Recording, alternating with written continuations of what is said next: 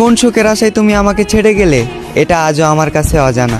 আপন তো ছিলাম অনেক আগে, এখন হয়েছি অচেনা। আজ আমি ভালো থাকি বা খারাপ, এতে তোমার কিছুই যায় আসে না। এই পৃথিবীর সব থেকে সুন্দরতম অনুভূতি হলো আমি তোমায় ভালোবাসি। আর এই পৃথিবীর সব থেকে কষ্টদায়ক যন্ত্রণা এটাই যে তুমি আমায় ভালোবাসো না। আজ দাফন করে দিলাম তোমাকে নিয়ে স্বপ্ন ছিল যত, এবং তোমার আচরণ দেখে বুঝে নিলাম চাইলেও জোর করে হওয়া যায় না কারো মনের মতো।